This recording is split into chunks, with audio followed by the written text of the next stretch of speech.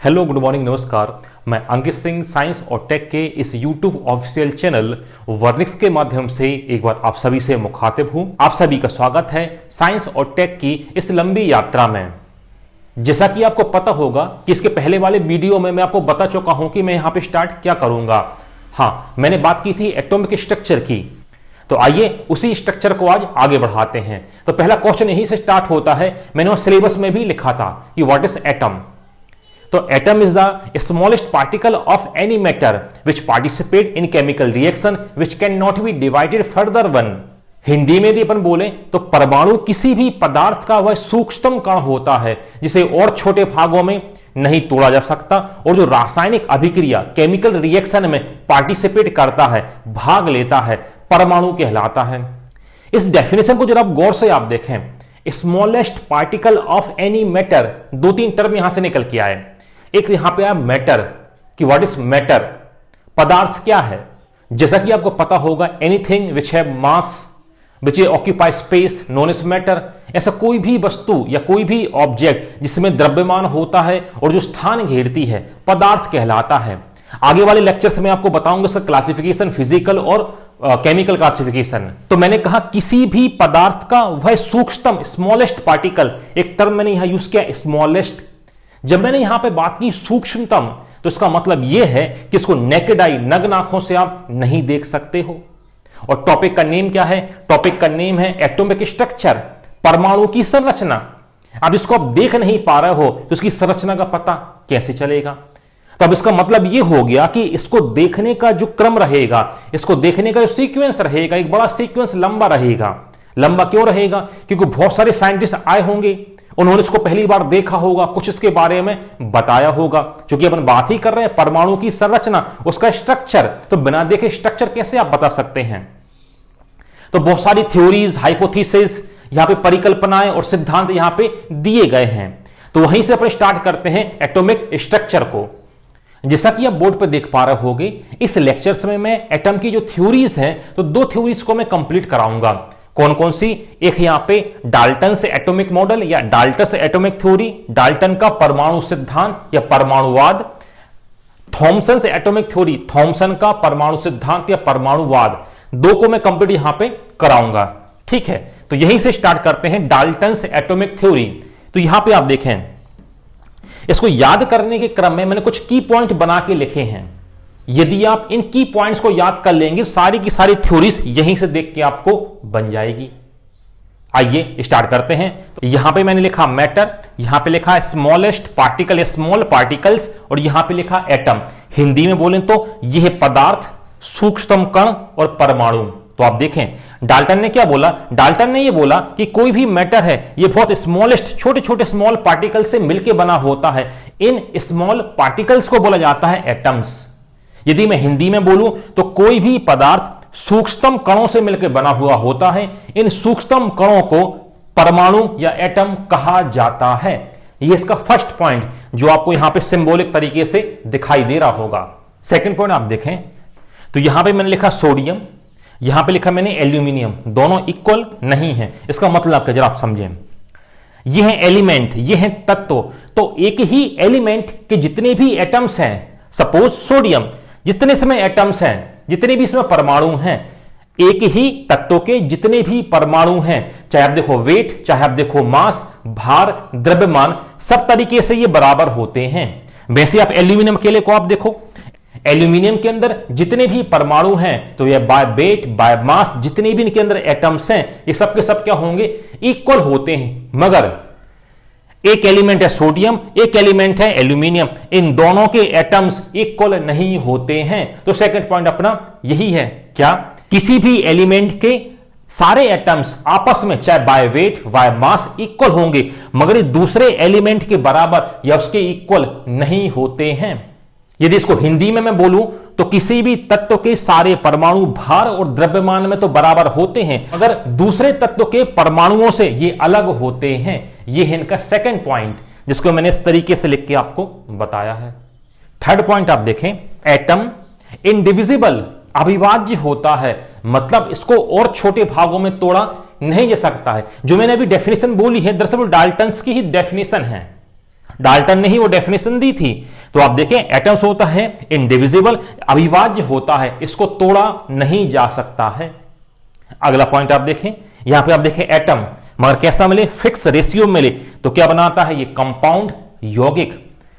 परमाणु निश्चित अनुपात में संयोग करके यौगिक का निर्माण करते हैं या यौगिक बनाते हैं। तो एटम्स जब फिक्स रेशियो में मिलेगा तो वो क्या बनाएगा, कंपाउंड। ये कंपाउंड, एटम, एलिमेंट, मैटर, इनको मैं आगे वाले टॉपिक में कंप्लीट कराऊंगा। आगे अपन बात करते हैं।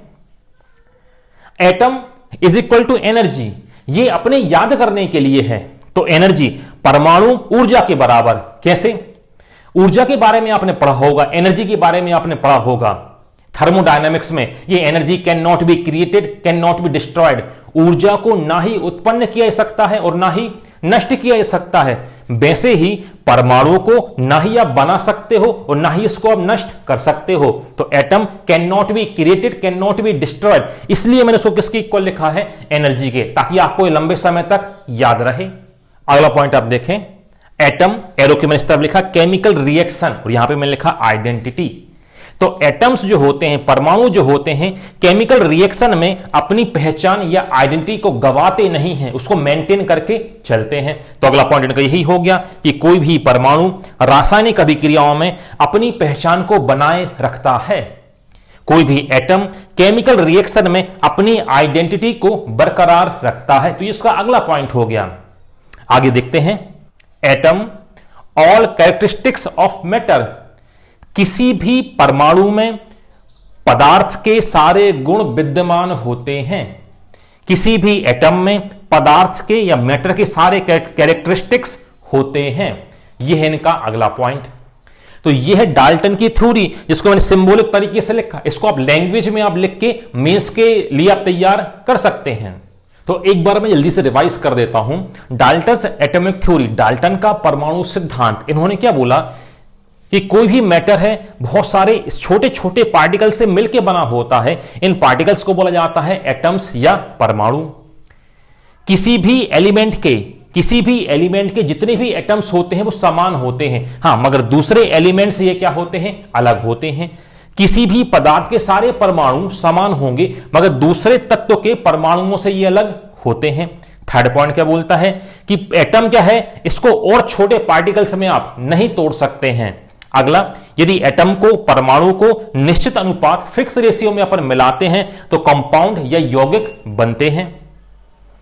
एटम को यदि फिक्स रेशियो या निश्चित अनुपात में मिलाया जाता है तो कंपाउंड या यौगिक बनते हैं। अगला क्या, एटम को ना ही आप बना सकते हो ना ही अपन खत्म कर सकते हैं, इसलिए मैंने इसको क्या लिख दिया, एनर्जी के इक्वल, याद करने के लिए। आगे आप देखें, जो एटम्स जो होते हैं केमिकल रिएक्शन में अपनी आइडेंटिटी को बरकरार रखते हैं। परमाणु रासायनिक अभिक्रिया में अपनी पहचान को बरकरार रखते हैं, पहचान को खोते नहीं हैं। अगला, किसी भी एटम में पदार्थ के सारे कैरेक्टरिस्टिक्स होते हैं। किसी भी परमाणु में पदार्थ के सारे गुण पाए जाते हैं। यह है डाल्टन का परमाणु सिद्धांत। यदि यह पॉइंट आप याद कर पा रहे हैं तो आसानी से इसको आप लिख सकते हैं। ये जो थ्योरी है डाल्टन की, इसमें बहुत सारे इसके ड्रॉबैक भी रहे हैं। ड्रॉबैक में कुछ आपको बता देता हूं क्या रहे हैं कि ये जो सिद्धांत है, ये जो मॉडल है, ये क्या नहीं बता पाया, ये एटम और मॉलिक्यूल्स, परमाणु और अणु, उसकी डेफिनेशन को, परिभाषा को क्लियर नहीं कर पाया। साथ ही इनका ये सिद्धांत, इनका ये मॉडल कंपाउंड की डेफिनेशन को भी सही से नहीं बता पाया। इसके अलावा जो एटम्स के बीच में या मॉलिक्यूल्स के बीच में जो फोर्स लगते हैं, जो बॉन्ड बनता है या जो बल लगता है, ये बॉन्ड को भी यहां पर समझा नहीं पाया। तो ये से कुछ डीमेरिट भी इसके देखने को आपको मिलेंगे, किसके, डाल्टन्स एटॉमिक थ्योरी के। इसके बाद समय गुजरा, नाम आपने सुना होगा थॉमसन। तो थॉमसन ने अपना एटॉमिक मॉडल दिया, वही है जे थॉमसन। तो इन्होंने अपना क्या दिया, परमाणु सिद्धांत या परमाणु मॉडल इन्होंने अपना दिया। तो इन्होंने अपने परमाणु सिद्धांत को कुछ इस तरीके से बताया, जैसा कि आप बोर्ड पे देख पा रहे होंगे। थॉमसन ने बताया कि एटम या परमाणु होता कैसा है। तो उन्होंने बोला कि परमाणु कुछ स्फीयर होता है, कुछ गोल होता है। उन्होंने ये बोला कि ये परमाणु कैसा होता है, यह है एटम, यह है परमाणु। परमाणु कैसा होता है, ये गोलाकार या स्फीयर होता है, जिस पर इस गोले की सरफेस पर चार्ज होता कौन सा, पॉजिटिव चार्ज, और नेगेटिव चार्ज एम्बेडेड धसे हुए रहते हैं इस परमाणु के अंदर, इस एटम के अंदर। तो इन्होंने क्या बताया, इन्होंने ये बोला कि परमाणु एक गोलाकार होता है जिसकी सरफेस पर धनावेश पॉजिटिव चार्ज होता है और नेगेटिव पार्टिकल इसके अंदर क्या होते हैं, धसे हुए रहते हैं। इन नेगेटिव पार्टिकल्स को बाद में नाम मिला इलेक्ट्रॉन। अब इन्हें अपना ये मॉडल जब दिया तो ये मॉडल को उन्होंने कोई एक्सपेरिमेंट करके नहीं बताया, साथ में एक बात और बता दी कि जो एटम का साइज जो होता है वो होता 10⁸ सेंटीमीटर, परमाणु का आकार जो होता है वो होता 10⁸ सेंटीमीटर। तो ये था इनका थॉमसन का एटॉमिक मॉडल। तो इसमें आप देखें थॉमसन ने क्या बोला, थॉमसन ने बोला कि एटम क्या होता है, एक स्फीयर, एक गोले जैसा होता है जिसके ऊपर चार्ज सुपरफिशियली या सरफेस पर चार्ज होता है धनावेश या पॉजिटिव चार्ज होता है और नेगेटिव चार्ज पार्टिकल इसके अंदर धसे हुए रहते हैं। ये उसका क्या था, थॉमसन का एटॉमिक मॉडल। ये जो मॉडल जो था, इस मॉडल की तुलना लोगों ने एक डिश से कर दी, प्लम पुडिंग। ये होता कैसा है, ब्रिटिश डिश है, ब्रिटेन में यूज की जाती है या उसको खाया जाता है। बर्गर के ऊपर चेरी धसी हुई रहती हैं। तो लोगों ने बोला जैसे बर्गर, तो उन्होंने बोला कि बर्गर हो गया एटम और जो चेरी धसी हुई है ये हो गए नेगेटिव पार्टिकल्स। तो लोगों ने क्या बोला कि इनका मॉडल प्लम पुडिंग डिश जैसा का मॉडल है। तो लोगों ने इनके मॉडल को नाम क्या दे दिया, plum pudding model by Thomson, या थॉमसन का plum pudding model. Plum pudding क्यों बोला, क्योंकि बर्गर जैसा ये आप उसको, ये बर्गर जैसा दिखाई दे रहा था, उसमें धसी हुई होती चेरी, तो उसमें क्या थे, नेगेटिव पार्टिकल्स के अंदर धसे हुए थे। तो लोगों ने इसको कंपेयर कर दिया प्लम पुडिंग से, तो इसके मॉडल को बोला जाने लगा क्या, प्लम पुडिंग मॉडल। आगे चल के इनके भी ड्रॉबैक निकली। इसका ड्रॉबैक या इसकी कमियां क्या थी वो आपको दिखाई दे रही हैं। तो इन्होंने क्या बोला कि ये क्या है, एक गोले जैसा है जिसके ऊपर क्या है, पॉजिटिव चार्ज है। तो लोगों ने बोला भाई पॉजिटिव चार्ज कितना है, तो यहां पर ये नहीं बता पाए। इन्होंने बोला कि negative charge particle are embedded in the sphere, negative charge particle इसके अंदर धसे हुए हैं। तो लोगों ने बोला कि कहां धसे हुए हैं, सेंटर में है कि सुपरफिशियली है कि बाहर है। तो यहां पर ये भी इसके बारे में ये नहीं बता पाए। हाइड्रोजन स्पेक्ट्रम को इस मॉडल से वो कंपेयर करके नहीं बता पाए या दोनों को एक साथ वो समझा नहीं पाए। तो इसकी भी ढेर सारी कमियां निकल के सामने आई। तो ये था थॉमसन का एटॉमिक मॉडल। तो यहां से प्री में एक बार क्वेश्चन आ गया, plum pudding, who give plum pudding model. तो plum pudding model was given by scientist Thomson. इसके बाद नंबर आता रदरफोर्ड्स, उसके बाद नंबर आता बोर्स, इसके बाद नंबर आता क्या, मॉडर्न एटॉमिक थ्योरी। तो यहां पर मैंने ये दो थ्योरीज कंप्लीट की, एक डाल्टन की और सेकंड की मैंने थॉमसन की। तो उसको आप अपनी नोटबुक में नोट डाउन करते आप चलें, जिससे मैंने की पॉइंट यहां पे बनाए हैं। तो वैसे आप बना लें तो आपको लंबे समय तक आपको याद रहेंगे। क्यों, क्योंकि बुक्स में सब देखने को तो आपको मिल जाएगा मगर उतने अच्छे से आपको समझ नहीं आएगा। तो याद करने के लिए आप ये जरूर आप बना लें। इसके आगे वाले जो मॉडल्स हैं मैं अगले लेक्चर्स में आपको कंप्लीट करूंगा।